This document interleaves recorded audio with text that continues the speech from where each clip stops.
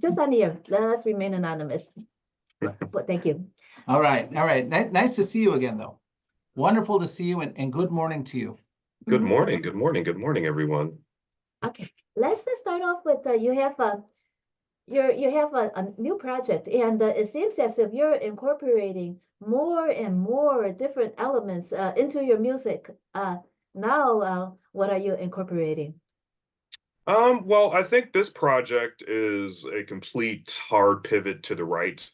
For those of you who may not know or may not remember, but both of my parents passed away last year. So very sorry for your loss. Thank you. And with those life changes, comes a change of thought, a lot of soul searching, and just trying to figure out where you are. So this record is more organic. It's more there's classical elements, there's gospel elements. But it is completely different from, all of the dance music and, house music that I recorded previously. There will be, of course, plenty of that to be had for remixes, but, the focus of this project is, piano, voice, and talent. And unfortunately, like I said, with my parents, passing away, it just, spurred a different change in direction. So Mhm. So when you are creating an album, and this is a single or how far along are you on the album? So this is actually going to be a full-fledged album. So right now we have about 14 different songs. The first single from the project is They Won't Go When I Go, which is a completely piano-driven gospel classical ballad. I'm very proud of it.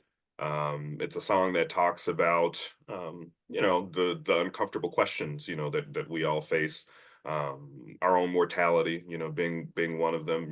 As human beings, we no matter how old we get, sometimes we think, everyone will be here forever. And, and unfortunately, when, we are born, we're born alone. And so there's the title, They Won't Go When I Go, because, when they walk through the door, when we walk through the doors, we walk through the doors alone. So, yeah. Mhm. And let's talk about your other tracks as well. We will play They Won't Go When I Go later after this interview. So for the whole entire project, I don't want to give too much away. So we have some amazing people working on some of the remixes. So we have DJ Aaron Chase, who is also another famous Chicago native who's actually working on some of the remixes for the project. Shout out to Aaron Chase. Wonderful guy. I've known Aaron now, I don't know, maybe 5 years. Then I also am working with Java. He's actually been in Chicago for a while too. He's done some independent productions. And then of course, I've always, maintained my relationship with my Bruce Sweetie, and he is the man that is responsible for, all of my vocals. And he's really also in charge of just making sure that the authenticity stays in the project, making sure that all of the vocals are not only in line, but making sure that you hear me gasping for air and breathing. Those are important things that people need to hear, when you're singing. And unfortunately, when you're making dance music, all of those nuances and vocal acrobatics tend to be cut out in order to achieve a sonic, harmonious blend that, producers want. So this is all Dantès, what Dantès wants to do. You guys are, privy to that situation, from last year. So it was a good situation, but you go through things to, to learn. But some of the other tracks that we have a few covers. We have I Have Nothing by Whitney Houston, which is one of my mother's favorite songs. I'll be excited to share that with all of you guys. So that arrangement is just an acoustic arrangement. There's no glitz, there's no glamour. It's just flat out singing. And, I made an instinctive choice to record music that I thought that people, still want to hear. Chicago is a great place for house music and dance and all of these things. But at the end of the day, me being true to my emotions and what it is that I'm feeling, just constituted a truly organic album, and I'm just very proud of it. So I have nothing. We also have Waiting, which is an original song that I wrote. So it's a great project, and it is amazing. And we'll also be having the European premiere of They Won't Go When I Go, July 1st. Um, so yeah. So is this a departure? You have So Below behind you. Is this Oh, that? was it 1 million streams or yeah? Yeah, yeah, yeah. So this is actually at about 2.4 million streams now. So Okay. this is actually a little dated. I have to So I have is this new release a very big departure from So Below? Oh, it's a complete departure from Whirlpool, She's a Lady, So Below, TikTok. Um, The beat don't stop. the beat never stops, but it changes. That's one thing about life is, even though the beat doesn't stop, you have to, figure out a way to, just keep going despite, the circumstances, and find a way to use your art as a form of healing, to help others. So it's a big departure from all of that. This is probably the most important record of my life, and one of the reviews that I got, is a vocal acrobatic masterpiece, and I'm very proud of that. There are a lot of singers here in Chicago, and this project certainly does cement me as not only a real singer, but someone who has longevity and staying power. And you were a nominee for the Chicago Music Awards. Yeah, nominee for the Chicago Music Awards. It seems like forever ago. I think that was my gosh, when was that? 2021? I'm not sure. You guys probably remember. Mhm. That sounds right. 2021, that was during COVID, and that weird time. But it is an honor to be a recipient of that. I'm always humbled by all of these little things, because people always feel like they won't achieve anything, and I'm certainly example of what can be done, from winning um, interesting, deals with, people who have worked with George Michael, put out wonderful projects with them, Chicago Music Awards, done that. Um, so I'm very happy. I think I'm in a good place to make a departure. Um, I don't necessarily think it's a departure. All of these records that I've released, prior to, again, you cut out, a lot of elements, to focus more on, the music. And this project is literally just a return to the music. All of the boogie woogie, all of that stuff will be there. Like, of course, there's going to be great remixes. I can promise you guys that. DJ Aaron Chase is, he's an amazing, amazing guy, an amazing musician. And the remixes are also, a complete departure, from the original track. I believe we sent over the radio edit for They Won't Go When I Go, and then we also sent over, I believe, like a 50-second snippet of Go When I Go, which is a remix of that track. So, the idea is to be true, um, and just express what it is that is going on in my mind. So it's really just Dantès, a piano, uh, acoustic guitars, and some amazing people, and just trying to make music that still resonates with people. We listen to the radio today, and it's filled with the place where there are people who are singing off key, you know, and that's great, but there's still a great deal of people who enjoy great music. And this project for me, um, I won't say it begins and ends in a piano bar, but you certainly get the feeling of intimacy, and can only do that, with, hearing the warmth and the crackle of a voice and, the accidental plucking of a string when you're queuing it up. So it's wonderful. It's wonderful. And I'm happy that, I'll be sharing that. So it's out July 5th, by the way. How was it for you? First, you probably were grieving, and then probably it was hard for you to create at that time. How were you able to bridge between grief and then and using the album, to work on the album as healing? It took a lot of time, obviously. For a while, I actually had hit a roadblock. Um, Trying to sort out, deal with, your family's affairs and Mhm. try and figure out, your own affairs at the same time and what your next steps are. But, I think what allowed me to process it in a different way was knowing that, um, my mother, was very, very involved in my career, from a distance. I was, obviously working so much, it's very, very difficult. Sometimes, she's a lady in Whirlpool, all of that stuff came out, during their passing last year. So I still had to shoot videos and do press and do all of that. So it was very, very hard. But, I realized as I was reading some of her messages that, she was, still rooting, for me and still giving me support. And so I just had to go about it, a different way and just to find a way to express what it was that, I was feeling. And it's hard to be on, and record and do videos and do press and still have to grieve and, plan funerals and do all of those things. But, you know, the beat doesn't stop. It just doesn't.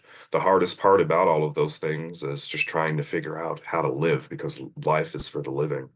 And that is the hardest thing I think that we have to accept, is that, whomever may go when, we don't go, is that they expect you to continue living. And that, excuse me, that is very hard. It's very hard. But that's what this project is about. It's about finding a way to carry on and doing something that is going to inspire other people. Death is a very hard thing.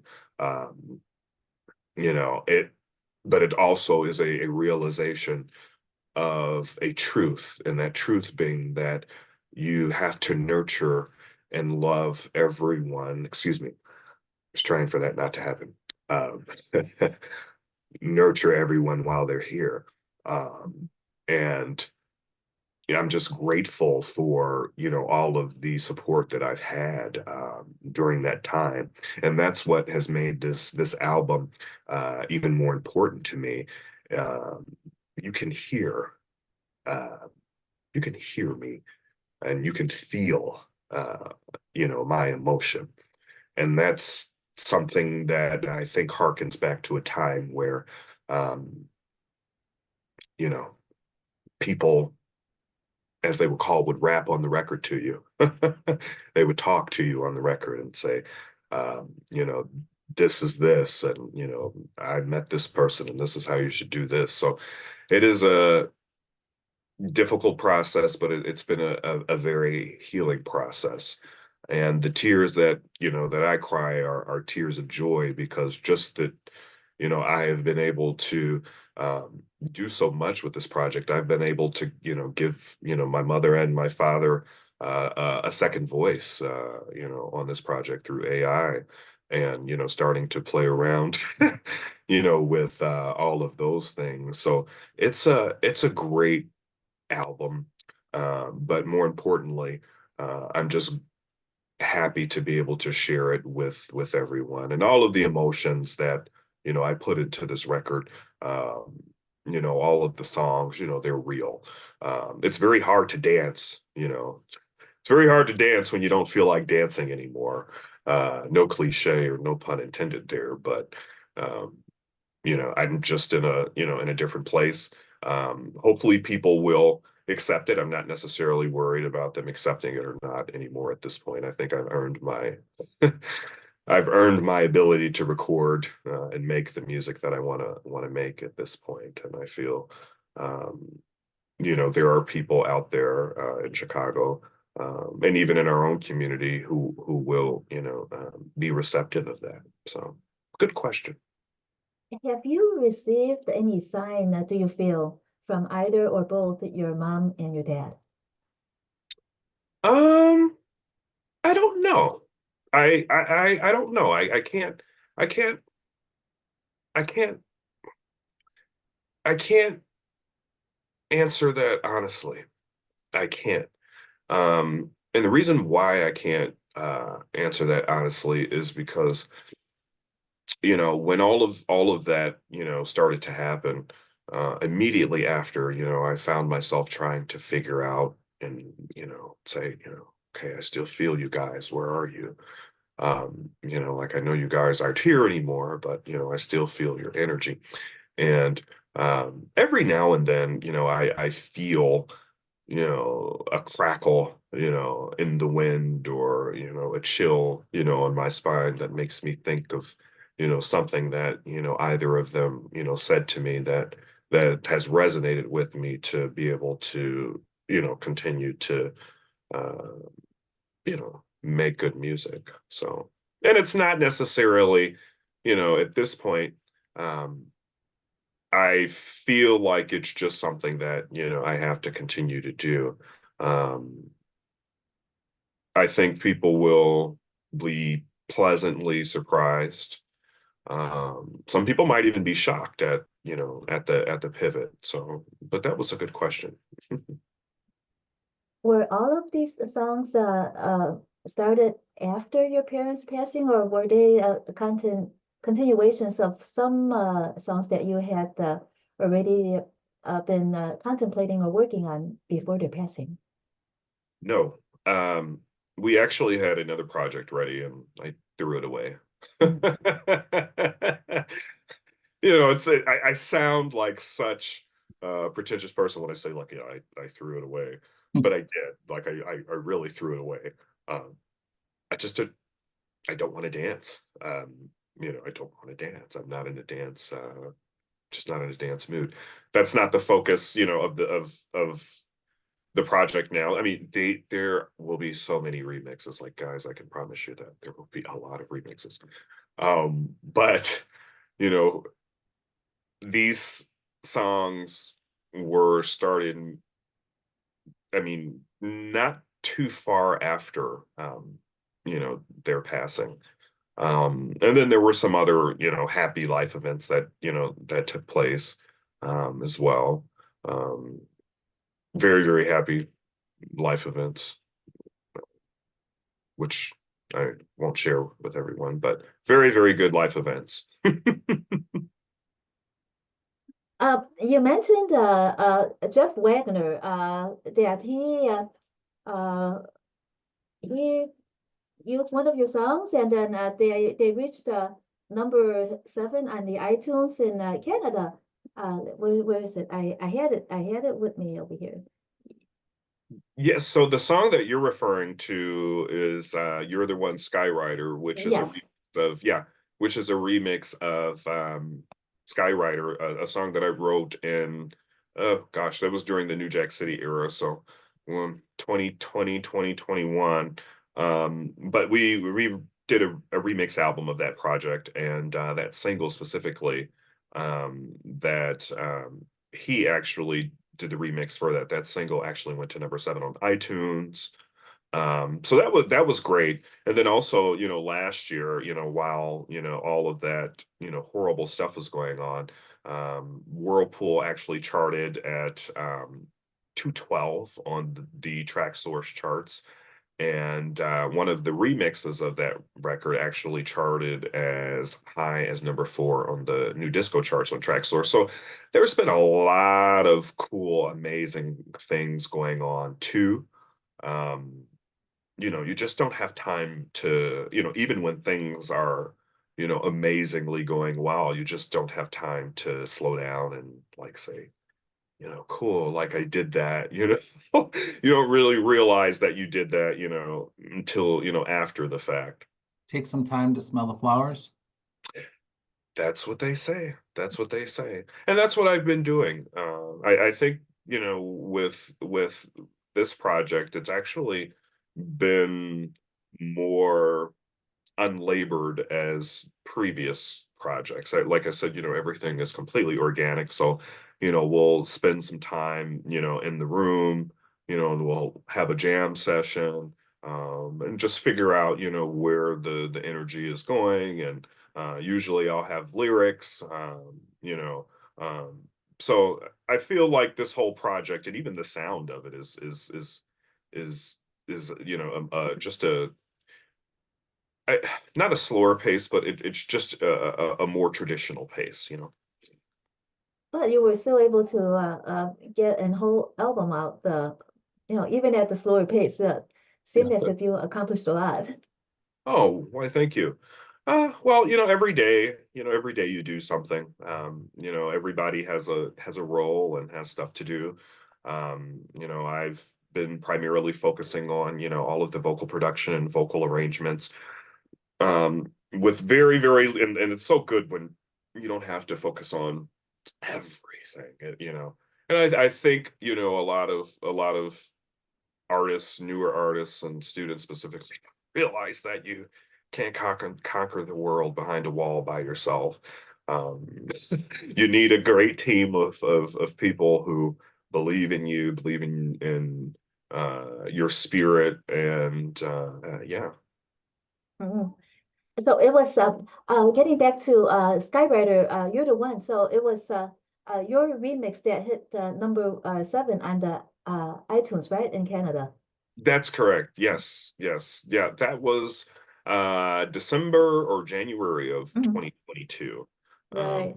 I don't remember the date specifically, but it was somewhere around there. It was right before the Whirlpool project and She's a Lady came out last year. So yeah, we're talking tail end of 2022. Excuse me. It's been many years. It's been many years we've had you on Wizard here. It's wonderful. You're a wonderful friend. Tell me about your inspiration and your writing process in particular. Um, do you see it in your head, or are you writing on a paper, or how do you start? Sometimes a song starts on a piece of napkin. Yeah. A That's song. what's available. Yes, whatever is available. It can start on a napkin and it can end up on several pieces of loose leaf, and then finally pieces can end up on the computer. So sometimes that's how the process has been for me. Sometimes, I could be, walking and I could, be speaking into, my voice notes or, my audio recorder, and just lyrics can, come out of the sky. As cheesy and as generic as it sounds, the process is usually different every time. It really is. Um, your inspiration can come from anywhere, it really could. It can come from something so trivial as, looking, out of your window at a fast car that's going past, you know, shout out to Tracy Chapman. Um, something so simple, like that. And that's how the process has been for me. Especially with this project, it's been starts and stops. Like I said, some of it has started on a napkin and ended up on loose leaf. So that's been my process this far. Have you found that you have more inspiration now? It's easier to glean information from what's happening around you. It's easier now. Absolutely. It's a lot easier now, because I think when you first, if you're fortunate enough, to be thrust into, the cyclone, you learn some things when when you're in the cyclone. um, you know, being a musician and being a working musician are two different things. And it is very difficult to do both, but you have to have a lot of discipline. And again, also have, you know, a great team, you know, of people, you know, who believe in you. Hopefully that answered your question. I didn't go off, did I? No, they're fine. You Okay. totally did. Uh, when uh, when you start writing, how does the process go? Does it does it go off in different directions often, or uh, well, you did say that every project is different. So could you just give us a little bit of insight in how is it more often that it goes into another direction, or do you set yourself a goal and then you strive toward that goal? You have the let's say the part at the end of the rainbow that you know what you're trying to reach. I I think I went into this project with a lot of intent. Um, most projects, I think, you know, for me well, no, I'm not going to say all of them have, there has not been a lot of intent. In the past, there was a lot of formula. Mm. Um, and there was a formula, um, you know, for me to sort of follow. This project, I went in with a lot of intent. I said, um, you know, I want this project to be brooding. I want you to feel like you're at Six Flags Great America in Gurnee. You know, I want you to go up, I want you to go down, and I want you to, you know, get out safe on the other side. Um, so I went in with a lot of intent. I didn't know what the tail end result was going to be. I just knew that I wanted, you know, these things. I wanted it to sound like vinyl. You know, I wanted to hear scratching. I wanted to hear the warmth and the balance of the vocal. These are all very technical things, but you know, these are things that we take for granted. Most people who listen to music online, uh, like this morning, prior to, I was listening to a record by Tina Turner, and I'm sure you guys know what I mean, right? You listen to something and you're waiting on the pow pow, you know, from the guitar or the drum, but it's washed out because it's not where it should be sonically. It's been Mhm. compressed for streaming, you know, but you know what I'm talking about because when you plug that old CD in, right, guys, no matter how bad your sound system is, you're gonna hear the individual plucking of the strings. You're gonna hear, you know, instead of, you know, you just hearing pat pat, no, you're gonna hear the drums and you're gonna hear it the way that it's supposed to. So for this project, that was very important to me because I could listen to all of the people, you know, that I have been listening to, and I can say, gee, you know what? This song was recorded when? Okay, it was recorded in 1991. Great. How can I get my record to sound like it was recorded in 1991? And that's what this project really is about, is um, the grit and the unevenness of the recording process, you know, because at that time, you know, they were recording on DAT still. Mhm. You know, like you know, the DAT, you The know, DATs and the ADATs and the, yep, yeah. and yeah, and all of that stuff, you know, and you know, I had the privilege of working on a friend's record that came out in, you know, the 90s, like one of the, you know, biggest records in the world. And as we were working on it, we were literally listening to the flange of the microphone opening and closing because the technology at the time, you know, was Mhm. so, it was great, but it wasn't perfect. You know what I mean?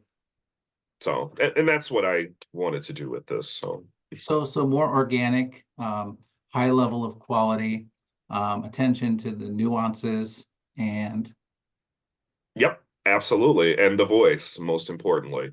I think, I have been branded, an electronic dance music artist. And that's great. But this project is, first and foremost, it is an organic, piano-driven, acoustic-driven record. There are some amazing remixes by, DJ Aaron Chase, uh, Austin Ambrose, and then also like I said, I've always worked with, I call him my Bruce Sweetian, Paul Murphy. Shout out to Paul Murphy. I love him as well. Great man. He's responsible for ensuring that the audio quality is tip top all the way through. So. You mentioned earlier that you had to adhere to a formula for your past work, and that you didn't follow that formula this time. But could you just describe briefly what that formula was about? Well, the formula usually is always, when you're making certain styles of music, the formula generally changes. If you're making dance music or even, top 40 music, generally music, will start off with a chorus first. Mm. Chorus will start first, then there'll be, and vice versa. Um, you know, Different genres of music, will have a verse first, and a chorus and a bridge, and vice versa.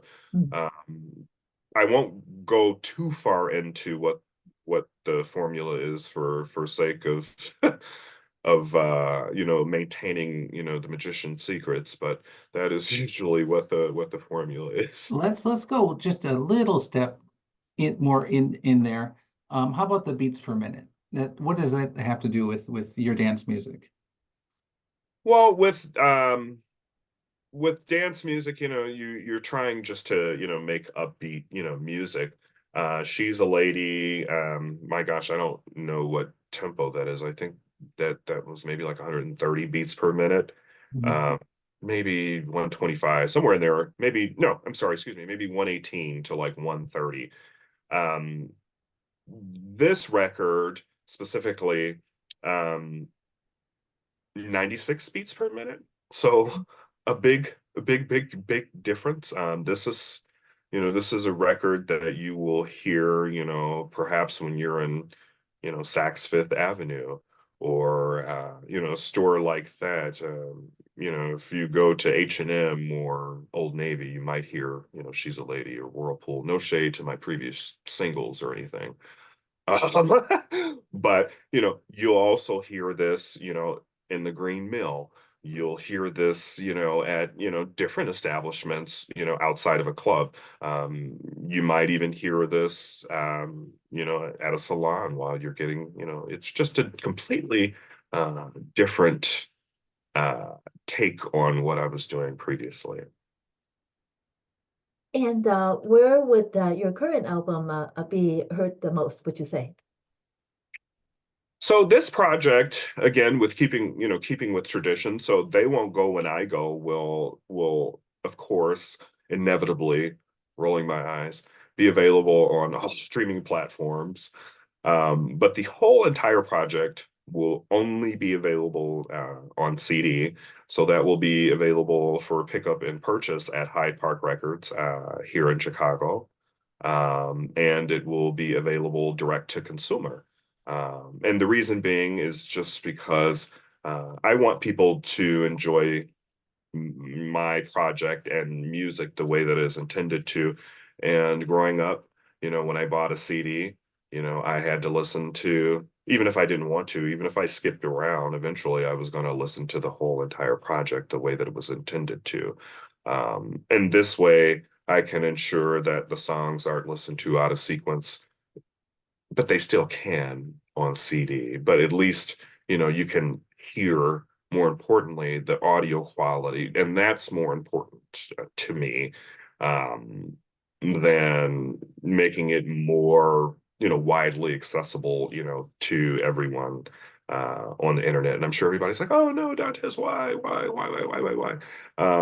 But again, I just want people to hear the project, the way that it was intended to. which is, 5,600 megahertz. Yeah, what I was kind of referring to was, you said that your previous album, some of would be appropriate for shopping at Saks Fifth Avenue, but what would the location be appropriate for this album?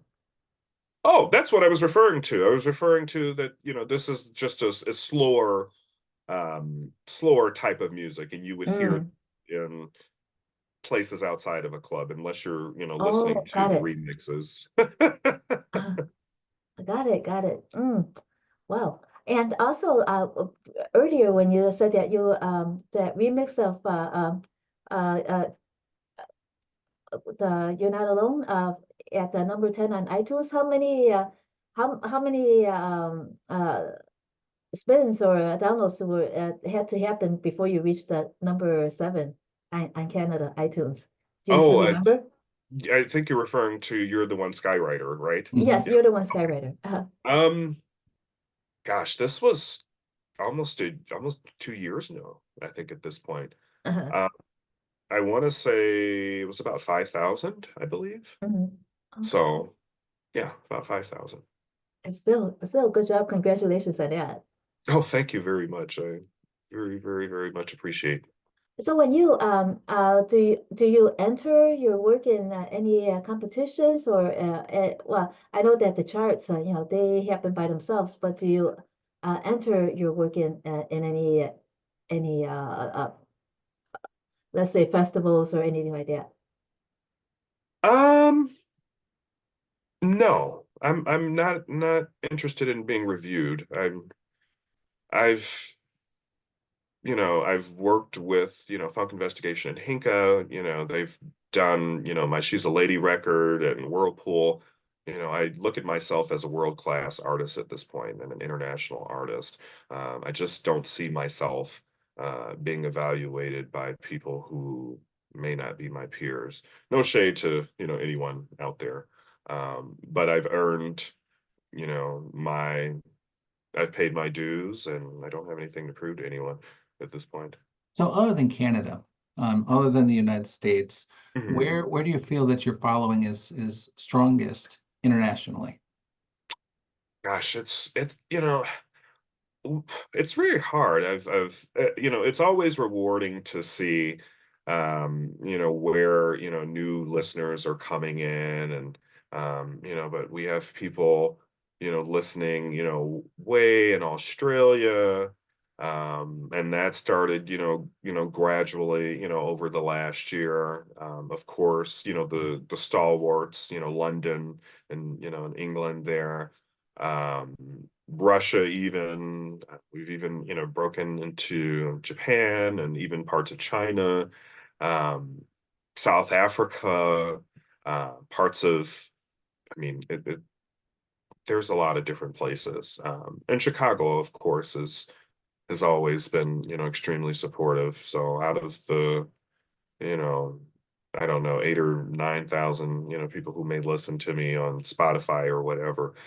Chicago is actually number 4. So Mm. Chicago has always been, uh, Chicago has always been very, very supportive, and I'm grateful of Chicago support. And do you plan on and playing at venues? Is there anybody helping you line up appearances? For this project is a lot more intimate, and it does not require the festival circuit. So this year we'll be doing, a lot of, piano bars here in Chicago. Mhm. Uh, we might even do Tavern on LaGrange, out in LaGrange. So there are possibilities and options. Well, keep us informed as to where you're going to be. Um, Absolutely. we would like to let everyone have the opportunity to come and see you live whenever you're performing. Absolutely. Thank you so much. And if our listeners want to learn more about your work, about you, and where you might be performing, where would they have to go? Well, you guys can go to my Instagram. That's instagram.com/Dantès Alexander, or you can go to facebook.com/Dantès Alexander me, or you can go to Google. It's DANTES Dantès, Alexander. If you have trouble finding me, you have to hold your E on your mobile phone because there is a sh over my E. It's not Dante Alexander, it is Dantès Alexander. There we Yeah, go. okay. Dantès, thank you so much for joining us on WZRD Chicago 88.3 FM today. We wish you much luck and we'll talk again some other time. Thank you guys for having me. Have a great afternoon. Thank you. You Thank too. you.